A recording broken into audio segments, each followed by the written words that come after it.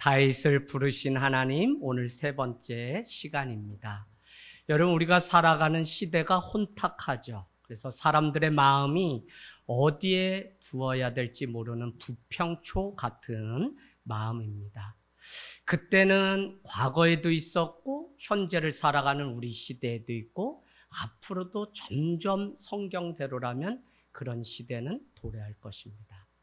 그때마다 창조적 소수를 하나님은 남겨놓으셔서 그들의 삶이 시대의 조류라고 하는 급류에 휩싸이지 않도록 만드셨던 것을 우리는 알 수 있죠.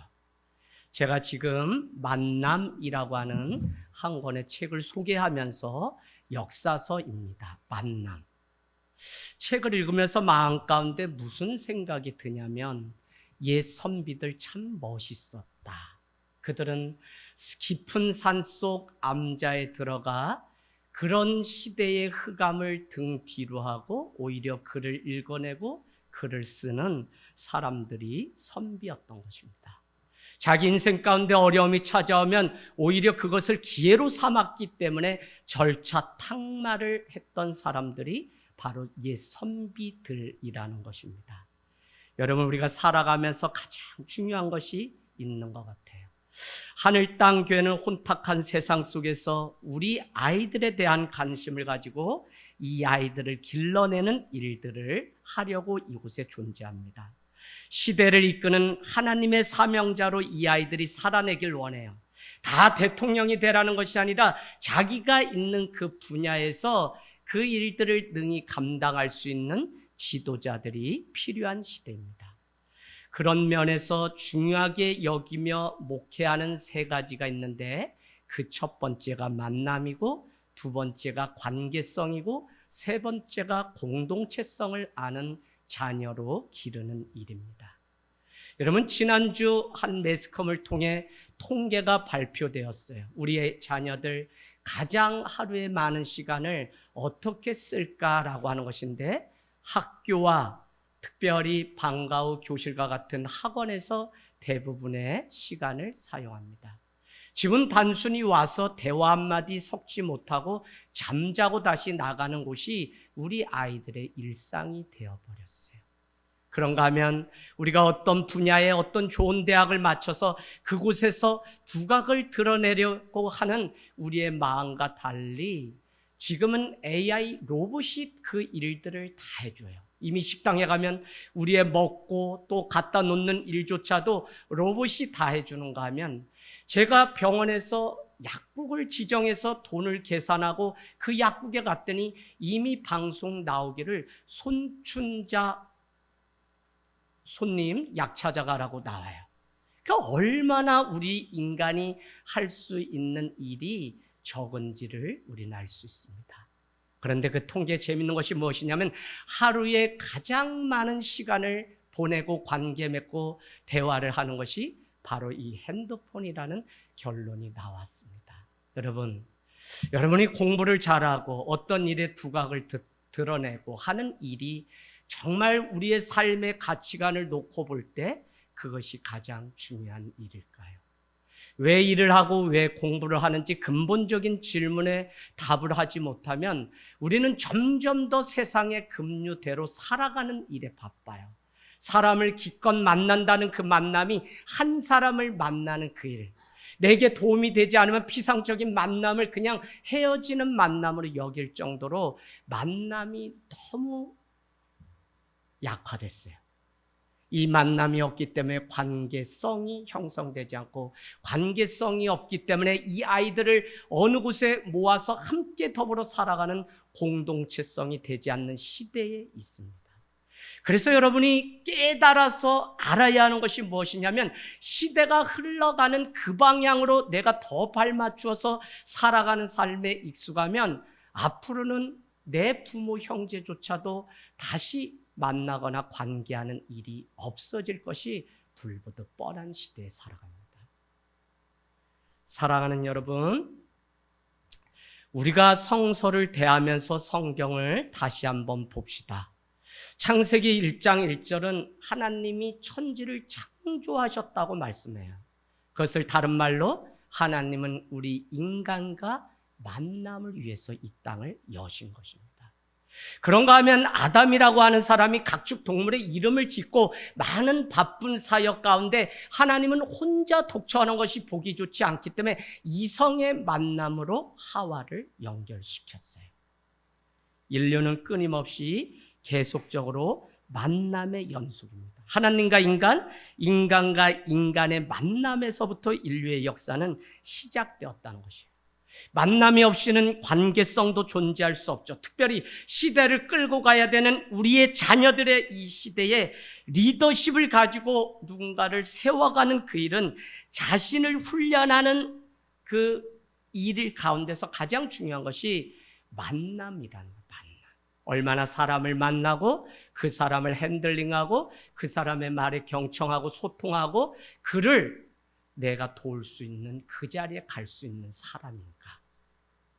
제가 우리 아이와 정말 1시간 이상 고3짜리 아이와 심도 깊게 얘기했다는 말이 가벼운 말이 아니라 너가 일을 하고 공부를 하고 대학을 가는데 왜 그 일을 하려고 하니? 힘들고 어려운데. 그런데 결론이 뭐였죠? 일을 하거나 직장이나 모든 일은 사실 살리기 위해서 일을 하고 돈을 벌고 공부를 한다. 그런데 살려야 되는 대상이 누구냐? 사람인데 결국 사람을 사랑하고 따뜻하게 바라보는 눈이 없는데 내가 월급쟁이로 산다면 그것으로 끝나지만 그렇지 않고 관계 속에서 하나님의 사명을 감당하며 살아간다면 오늘 행해지는 일 중에 만남을 가볍게 여기지 말아야 된다는 거예요. 학교나 대학원에 강의를 할 때마다 젊은이들에게 늘 말을 합니다. 청년의 젊은 날부터 모든 만남을 소중하게 여기십시오라고 말을 해줘요. 사랑이나 결혼도 만남에서 시작되죠. 그런가 하면 사람은 만남을 소중히 여길 때, 만남을 가볍게 여기는 사람은 어떤 위치와 지위를 부여한다고 해도 다윗에게 그 하나님의 기름 부으심이 있기까지 사울에게 위치, 포지션이 있었지만 그것은 아무것도 아니었고 하나님의 기름 부으심, 어노인팅이 중요하다고 제가 말씀드렸습니다. 오늘 목동의 자리에서 왕의 자리로 옮겨진 다윗의 인생을 우리가 생각해보면 순간순간 자기에게 주어졌던 그 시간들을 빈 공간으로 채우지 않고 하나님이 일하시도록 충성을 다했던 다윗의 모습을 우리는 알 수 있습니다. 여러분, 만남을 가볍게 여기지 마시고 정말 소중하게 여기는 리차드 포스트 교수가 이야기한 것처럼 사람에게 있어서 최고의 승리는 관계의 승리다라고 했던 그 말이 가볍지 않아요. 만남을 통해서 한 번의 만남이 이 관계를 통해서 어떻게 만들어 가느냐가 그 사람의 인생이고 일생이고 모여서 내 삶이 된다고 하는 사실입니다. 이 일을 위해서 하늘 땅 교회는 있거나 없거나 어쨌거나 장학제도를 만들고 뭘 해서 우리 다음 세대 아이들을 길러내는 이 일들을 계속적으로 하고 있는 거예요. 여러분, 왜곡된 리더의 모습이 뉴스에 회자되는 하는 것들을 보면 그 만남을 다른 사람을 만날 때 계산하거나 자기의 정략적인 만남으로 치부해서 사기가 있다든지 많은 어려움들을 겪는 것을 우리는 볼 수 있습니다. 하지만 인생의 어느 순간 그 만남의 의미를 재발견하게 되었을 때 때늦은 후회를 하는 사람들을 우리는 역사의 인물에서 많이 보죠.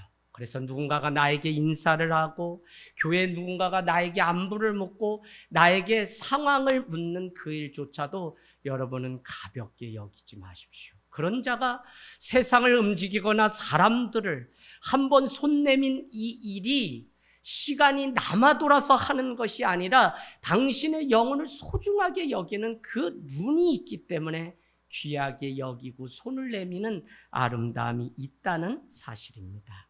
여러분, 만남을 소중히 여겨서 정말 여러분을 통해서 하나님이 펼치시고 하실 일들이 무엇인지 만남, 관계, 공동체성을 잘 지켜가서 여러분이 이곳에서 살아내는 그 실력으로 세상과 열방을 향해 나아가는 삶이 되기를 원합니다.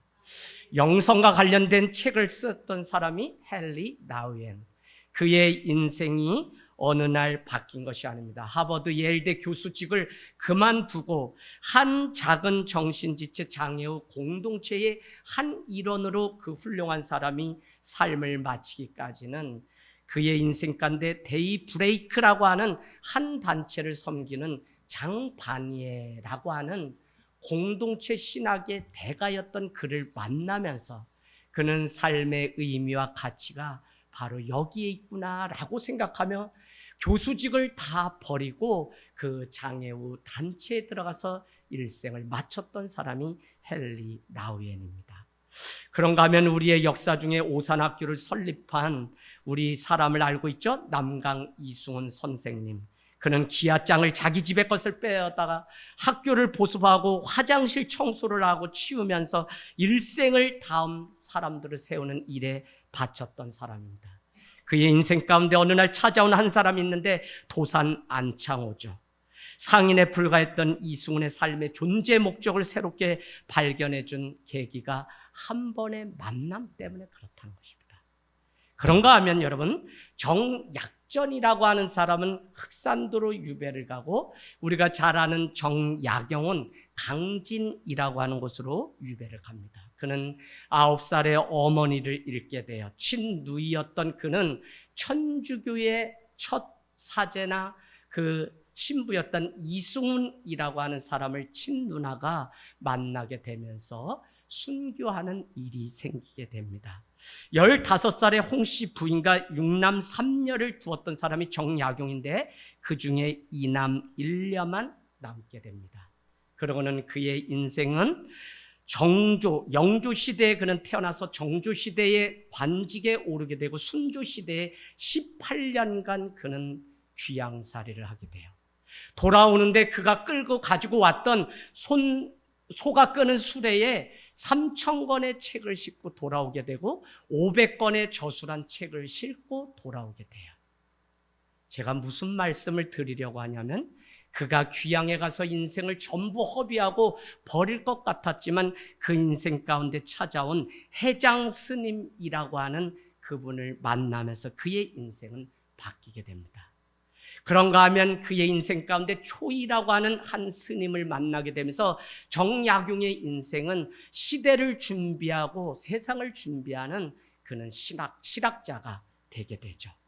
우리가 잘 아는 우리 추사 김정희는 바로 이 초이라고 하는 스님과의 만남을 통해서 또 인생을 펼쳐갑니다. 여러분, 한 번의 이 만남 얼마나 중요한지 모릅니다. 소중한 만남은 특히 청년의 때 더욱 중요합니다. 청년의 때에 원치 않는 만남, 서툴고 미숙한 만남으로 인해 우리는 상처를 얻을 수 있어요. 원하지 않는 학교, 원하지 않는 직장, 또 그 가운데서 불편한 만남들이 있을 수 있어요. 하루하루 만나기 싫은 사람과 만나야 되는 지옥과 같은 일들이 있을 수 있어요. 그러나 오늘 이 예배를 드리는 여러분, 만남에 대한 새로운 해석과 관점이 우리에게 필요합니다. 그 만남 가운데 있는 하나님의 뜻을 발견하면 힘든 만남 속에서도 하나님의 때를 기다리고 이해하고 참을 수 있는 것이죠. 만남은요, 하나님께서 관계성의 기초로 이 만남을 허락해 주셨어요. 그 가장 기본 만남 뭐냐면 가정에서의 만남이에요. 오늘날 우리가 생각해보고 교회 사역이 결국은 가정을 세우는 일이고 아무리 여러분이 열심히 하나님 나라를 위해 일한다고 해도 가정이 깨지면 아무 소용이 없다고 제가 말씀드리고 싶은 것은 무엇이냐면 가장 기초적인 만남인 가정이 살지 않으면 학교 교육도 이제는 다 무너져서 어찌할 수 없어요. 그 사람들이 교회로 오니까 마지노선에 있는 교회에서 숟갈 들고 인사하는 법, 사람에게 따뜻하게 마음에 배려하고 그것을 인정하는 그 일조차도 교회의 짐으로 다 왔어요. 그러면 교회가 이 어려운 때에 더 관계를 하지 못하는 피상적이고 초등학교 때 다르고 중학교 때 고등학교 대학교 가서 더 달라지는 우리 자녀들을 대하면서 세상에 빼앗기는 이 아이들을 대해서 우리가 무엇을 해야 되는지 여러분은 그냥 모여 예배 드리는 정도가 아니라 다음 세대에 대한 빈말이 아니라 정말 준비하고 고민하는 하늘 땅 교회가 되어야 됩니다. 여러분, 저만 막 바빠서 급해서 4층에 스터디 카페를 우리 아이들 위해서 만들어 줍시다가 아니라 여러분이 여러분의 자녀들을 보면 어떻게 될지 불보듯 뻔해요. 다 인생 마지막에 가는 것이 요양원이라는 말이 이게 기쁜 얘기입니까? 얼마나 슬픈 현실 속에 살아요. 처자식이 있는데 그런 현실이 너나 할 것 없이 그냥 하는 말이 되었어요. 여러분, 만남을 소중하게 가꾸지 못하고 관계가 끊어지고 한 식구라고 하는 공동체성이 다 끊어지면서 우리는 세상 돌아가는 이것이 당연한 것처럼 여겨지는 세상 속에 살아가고 있어요. 저는 적어도 하늘땅교회 우리 자녀들이라면 이 세 가지를 중요하게 여기고 자기가 어디에 살아가야 될지 공부 중요해요, 학원 중요해요. 그러나 정말 내가 무엇을 준비해야 하나님께 쓰임받는 삶인지를 보시기를 원합니다. 할렐루야. 여러분, 세상 빨리 돌아가요. 오늘 기도하신 우리 집사님 거의 30몇 년 만에 한국에 지금 돌아오셨는데 정신 없어요. 수요 예배 날은 쓰러지셨어요. 왜? 당뇨가 오셔서. 근데 난 그거 플러스 당뇨 플러스 대한민국이 워낙 정신없이 돌아가니까 당뇨는 이쪽으로 돌고 또 집사님 세상은 이렇게 도니까 엉켜가지고 예배 끝나고 어지러워서 뒤로 이렇게. 여러분, 정말 정신없는 세상 속에 가치관을 어디에 두고 가장 중요한 것을 우리는 밸류, 가치라고 여기는데 가치관을 어디에 두고 자녀들을 가르치고 무엇을 보여줄지 지난주 말씀했습니다. 자녀들에게 부모가 기도하는 그 모습이 투영되고 스캔될 때 자녀들은 그 부모의 기도하는 모습을 가지고 신앙, 말씀을 어떻게 내 삶 가운데 가지고 살아가는지 비로소 아이들한테 보여주고 대화하고 나누는 일이 되지 않으면 교회 와서 예배 아무리 잘 들은 거는 우리 아이들이 세상에 다 놓치게 돼요. 조금 더 힘을 내서 믿음으로 안부를 묻고 기도 제목을 시험이 어땠는지 뿐만 아니라 관계 맺기 그 만남을 가정에서부터 소중하게 여기는 일들이 있기를 원합니다. 수많은 만남, 그래서 그 만남 한 번 만나고 한 번에 헤어졌지만 떠난 이후에도 쉼이 없이 날마다 그 영혼을 위해서 기도하는 하나님의 마음이 무엇이냐면 오시든지 못 오시든지 사정이 있겠지 하고 5년 동안 목회가 기다리는 일이기 때문에 그냥 기다려요. 또 찾아갈 수 있으면 찾아가요. 그러다 보면 털컥 지연이가 지난주에 와서 너무 기뻤고 또 오늘은 이제 김종수 권찰님이 또 우리 주은이가 여러분 상준이 아버님이 또 우리 안정구 우리 집사님도 저랑 안지는 벌써 7년 8년 되신 것 같아요. 그런데 이렇게 딱 와서 우리 교회에 또 성도로 이렇게 앉아서 오늘 예배하고 또 우리 혜정이가 와 얼마나 기쁘고 감사한지 모릅니다. 여러분, 이 만남을 통해서 하나님이 우리 가운데 특별히 오늘 예배를 통해 우리는 하나님과 만남을 갖고 있는데 그 만남을 어떻게 갖냐? 원리가 이렇습니다. 하나님과의 만남을 위해서 말씀이 통로되어 우리는 지금 말씀을 듣고 있고요.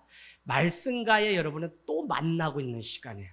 그래서 이 만남을 여러분이 가볍게 여기지 않고 내 삶에 정말 이것이 관골상철 삼철 세 번에 내가 뼈를 꺾으면서 내 삶에 이것이 전부 들어올 수 있도록 몸에 뵐 수 있도록 만드는 이 일이 얼마나 중요한지 모릅니다. 여러분, 다윗 보세요. 다윗은 청동기 무기를 가지고 약속의 땅 가나안에 입성하게 되었는데 그곳에 철제 무기를 가지고 있는 블레셋 사람들이 있는 것입니다. 오늘 특별히 하나님이 약속하셔서 그 땅을 젖과 꿀이 흐르는 땅을 누릴 수 있다고 했는데 그들이 그것을 누리지 못하는 이유가 무엇이냐면 철병거 때문에 그래요. 수예배 드보라 900대의 철병거 우리가 나눴습니다.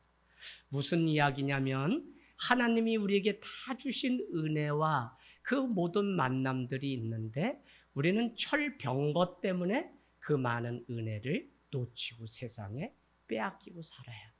신앙을 가지면 자유하고 진리를 만나면 내 삶에 풍성함이 있는데 이 풍성함을 누리지 못하는 철병거가 여러분에게는 무엇입니까? 어떤 사람에게는 건강일 수 있고, 어떤 사람에게는 관계가 깨짐일 수도 있고, 어떤 사람에게는 물질, 어떤 사람은 공부가. 그래서 여러분, 우리 앞에 있는 이 철병거가 제거되어야만 우리는 하나님이 주신 이 은혜를 누릴 수 있어요. 가슴 아프고 힘든 일은 무엇이냐면 오랜 세월 원인 철병거를 다 하는데 이것을 철거하기 위해서 살아내는 삶이 이 말씀이 있어야 되는데 말씀 가지고 정말 고민하고 말씀이 먼저 채워지면 폴 트립이 경애라고 하는 책을 통해 부부가 살아가면서 싸우는 모든 일이 세상의 일이라고 우리는 치부하지만 로마서 1장 15절의 말씀처럼 하나님을 경외하지 않고 피조물을 경외하기 때문에 그렇다라고 하는 전제를 우리에게 내요. 여러분, 우리 인간이 살아가는 많은 문제가 하나님만을 경외하고 예배하지 않기 때문에 그렇다는 것을 여러분 아셔야 돼요. 오늘 돌아가서 한번 내가 왜 이렇게 되지? 왜 이렇게 살지? 한번 점검해 봐야 돼요. 복음으로 결론 내리고 복음 앞에 내 자신을 세우고 보면 복음으로 사는 그 기쁨이 무엇인지를 우리가 알 수가 있습니다. 여러분, 시대가 혼탁하죠? 환경 속에 살아가는 똑같은 환경 속에 살아가는 사람이 다윗입니다. 다윗은 우리가 잘 아는 것처럼 이새의 막내 아들, 양떼를 돌보던 목동입니다.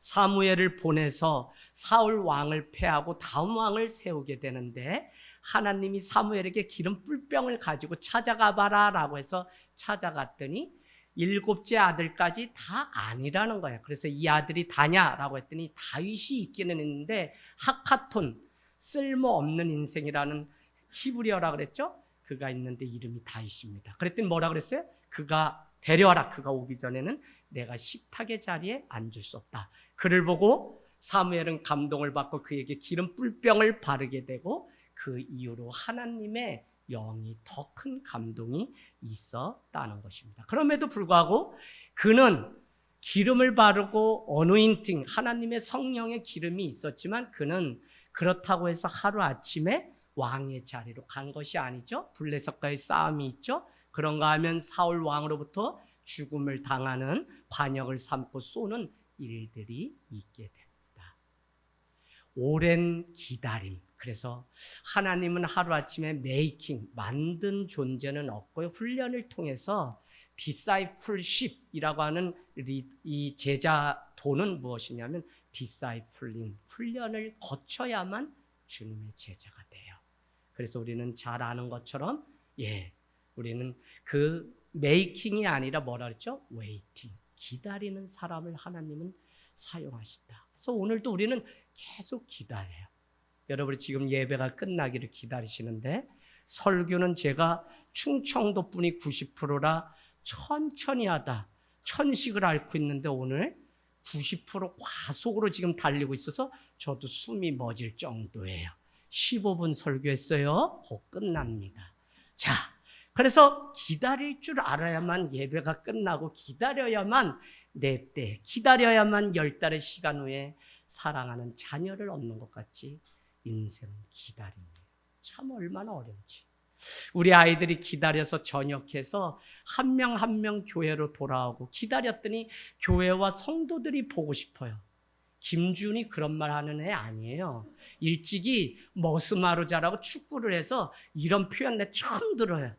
쟤는 세계를 보면 더 내가 어떻게 잡을 수 없다. 쟤는 아예 그냥 세상으로 내가 내놓고 키우려고 하는데 얘 세상 가서 더 큰 거 봤다는데 대한민국이 좁지 여기 있겠어요?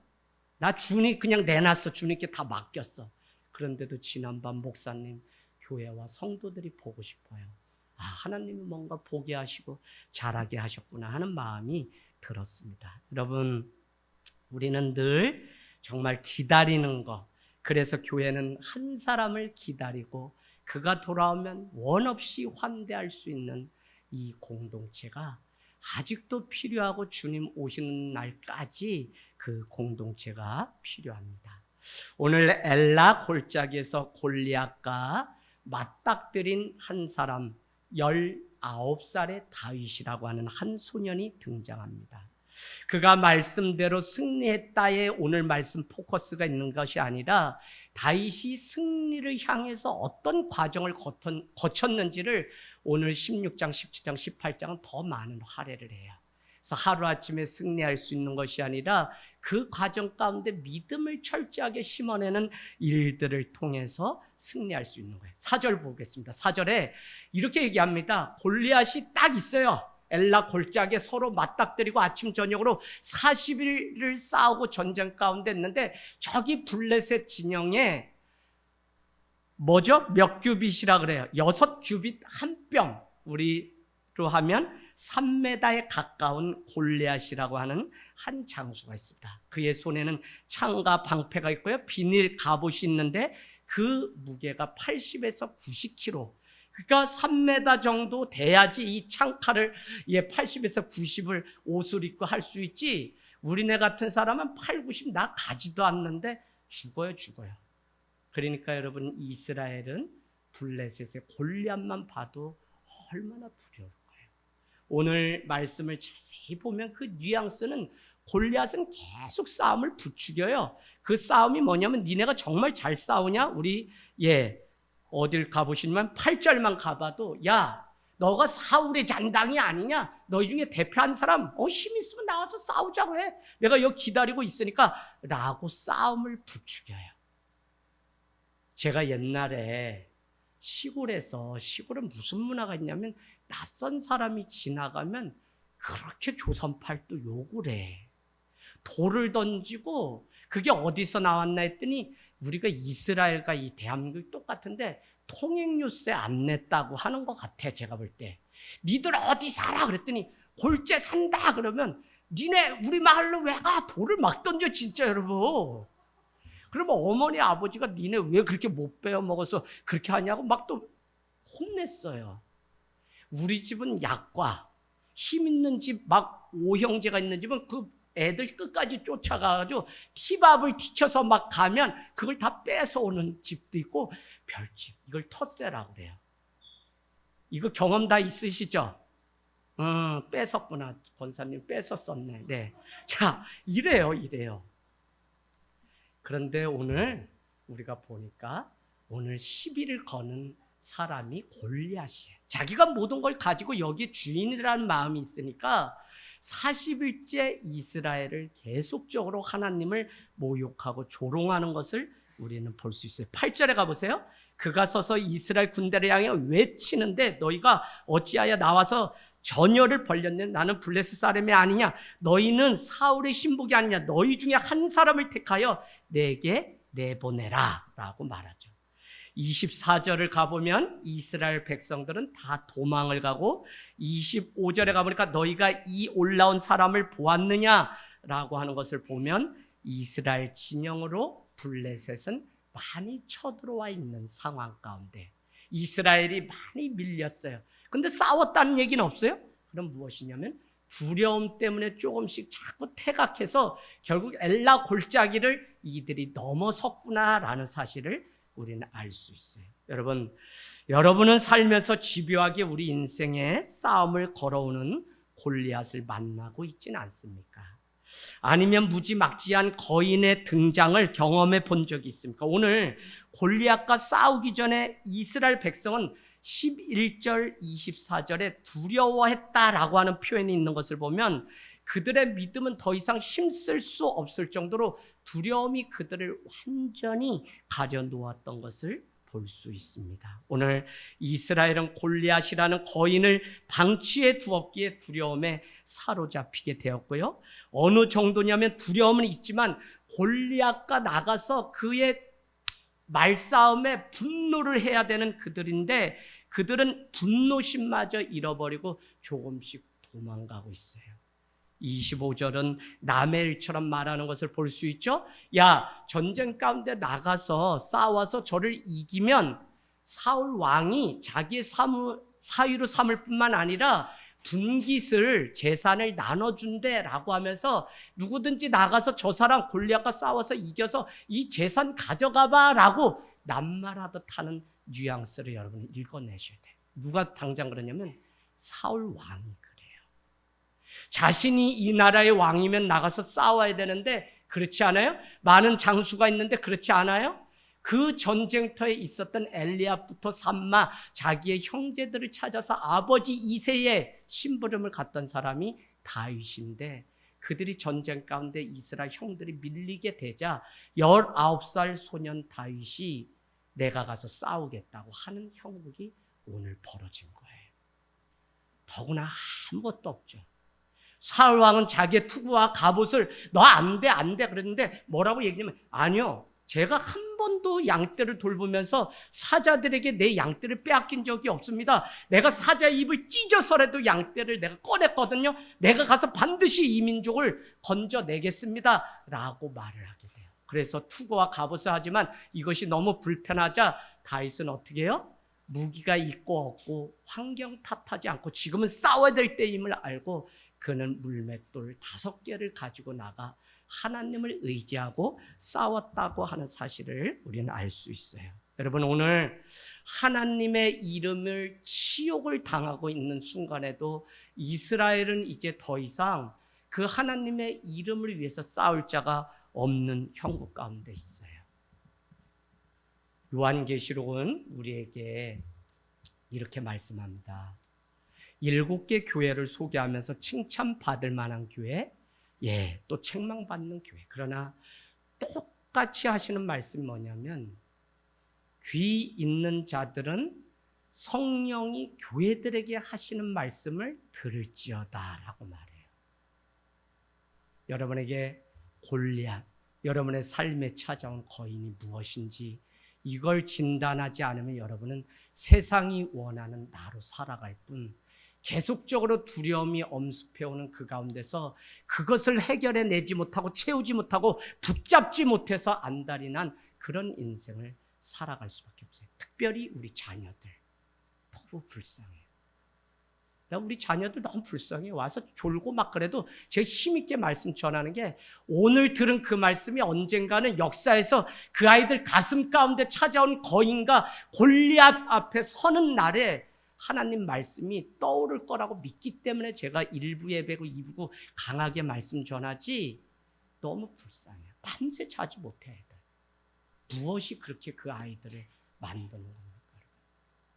자, 여러분, 우리는 우리 시대에 얼마나 이 만남이 깨졌는지, 그래서 우리는 강조했습니다. 유람선이 아니라 교회는 구조선이고, 유람선을 타서 구원과 상관없이 관광을 하고 그냥 줄만 지키는 이것은 액세서리, 이것은 나도 지켜내지 못해요. 초, 중, 고, 대학교, 직장 가면 계속 신앙이 뒤로 퇴보하는 것은 정확히 주님을 만나지 못했기 때문에 그래요. 주님 살아계세요, 여러분. 그 주님을 믿는 믿음 가지고 오늘 다윗과 같이 내가 가진 것, 해빙의 문제가 아니라, 해부의 문제가 아니라, 내가 내 존재 빙이 하나님의 자녀이면 그것 가지고 나가서 주님 의지하고 싸우는 거예요. 저는 오늘 권찰님이 나오시기 힘드셨을 거예요. 조금 더 나으면 나오지, 조금 더 나아. 그런데 오늘 내가 하나님의 자녀잖아요. 가족을 통해서 나오셨던 어떻게 했든 내 안에 그 하나의 정체성의 씨앗이 있기 때문에 이 교회를 불편한 몸 이끌고 나오실 수 있는 거지. 그래서 여러분, 뭘 했다 부잉이 중요한 거 아니고 내가 어떤 존재인지 빙이 중요해요. 오늘 이 빙이 있어야지만 내가 가진 것이 도구가 되어 하나님의 일을 하지, 내 지식과 명예 아무리 많이 가지고 있어도 내 존재가 하나님의 자녀임을 잊어버리면 아무것도 하지 못하는 허수아비. 여러분, 하늘 땅 교회가 여러분의 귀에 그냥 달콤한 소리, 여전히 유람선 그거 원하신다면 사실 다른 교회 많이 있어요. 설교도 길어요. 10분 설교하는 교회를 제가 보내드리겠다고 했어요. 설교 길다 그래서. 여러분, 그런 분 계시면 말씀하세요. 오산에 그런 교회 있어요. 보내드릴 수 있어요. 그럼 뭐가 중요한지를 적어도 알면서 신앙생활 하시고 가르쳐야 돼요. 분부한 모든 것을 가르쳐 지키게 하라 그러는데 그건 다른 거 아니야. 내가 내 믿음 잘 지키고 서 있으면 누군가 보고 다 따라와요. 우리 자녀들 탓하지 마세요. 내가 정말 주님 앞에 온전한 신앙이 무엇인지 보여주지 않았기 때문에 그래요. 부모 세대, 자, 다음 세대 걱정할 게 아니라 부모 교육을 시키라고 요즘은 그래요. 왜? 부모가 보여주는 샘플이 되지 못하는데 무슨 자녀가. 적당히 그냥 내가 내 시간 때우는 신앙으로 그냥 만족하면서 살아가는데, 아이, 신앙 시작할 때는 내가 내 삶을 다 드려도 아깝지 않은 시절도 있었죠. 그런데 언제부터 변했냐고요. 코로나 지나고서 3년의 그 시간이 뭘 그렇게 어려워서 하나님께 서는 그 시간이 두려운 거예요. 여러분, 시대 흐름을 잘 읽고 우리에게 무엇이 중요한지를 바로 알아야만 우리는 오늘 이 예배가 들은 말씀이 내 속에 역사하는 말씀이 되는 줄로 믿습니다. 오늘 다윗은 징집받을 나이도 아니에요. 군대 갈 나이도 아니에요. 아버지 심부름 갖다 본 거예요. 26절 가보세요.